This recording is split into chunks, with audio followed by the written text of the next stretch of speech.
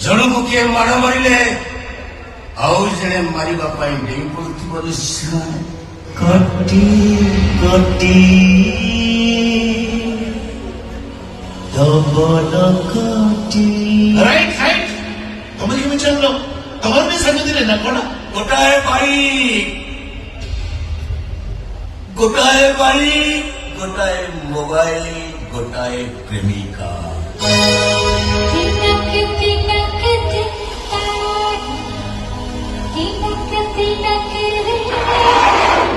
ଦି ଜଣ ଗୋଟିଏ ଝିଅକୁ ଲାଇନ ମାରୁଥିଲେ ସତ, ହେଲେ ସେ ଶଳାଟା ଜିତି ଗଲା, ଗୀତା ତାର ହେଇଗଲା।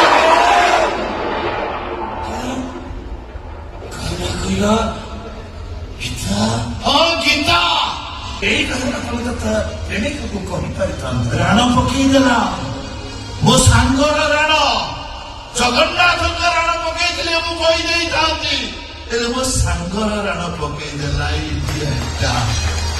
ଯୋଉଥିପାଇଁ କି ଏପର୍ଯ୍ୟନ୍ତ ଆସୁକୁ ସେ କଥା ମୁଁ କହିପାରିନି। କେମିତି କହିବି? ରାଣ ପକେଇଥିବା ତାପରେ ସାଙ୍ଗର ଅମଙ୍ଗଳ ହବନି। ଗୀତାଟା କଣ ଆଉ କୋଉଠି ମାଗିଗଲା? ସେଇଠି ତ ଟୁଇଷ୍ଟ। ମୁଁ ଗୀତାକୁ କହିଲି, ଗୀତା ତମେ ଆସୁକୁ ମ୍ୟାରେଜ ନ କଲେ ସିଏ ସେମିତି କୁଆରା ହେଇ ରହିଯିବ। ତମେ ଯଦି ଆଉ କାହାକୁ ବାହା ହବ ସେ ଆତ୍ମହତ୍ୟା କରିଦବ। ତାପରେ ଗୀତା କଣ? ସେ କହିଲା ସବୁଠୁ ଭଲ ହବ ମୁଁ ଆତ୍ମହତ୍ୟା କରିଦେବି। ମୁଁ କହିଲି ଗୋଟେ କାମ କର, ଚାଲ ମୁଁ ତମ ସ୍ୱାମୀ ହେଇଯିବି। ତାହେଲେ ଏଇ ବିଛି ବିଛିକା ସ୍ୱାମୀ। ପଚାର କାହିଁକି? କାହିଁକି ପଚାର? କାହିଁକି? ମୋ ସାଙ୍ଗ ମୋ ପାଇଁ ଯେତିକି ମୂଲ୍ୟବାନ, ମୋ ସାଙ୍ଗର ପ୍ରେମିକା ତ ସେତିକି ମୂଲ୍ୟବାନ।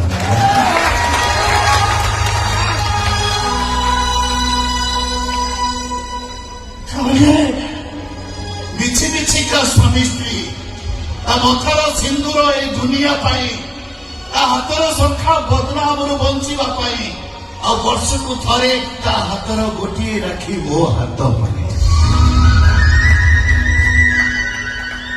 ଦୁଃଖ କଣ ଜାଣିଛ ବନ୍ଧୁ?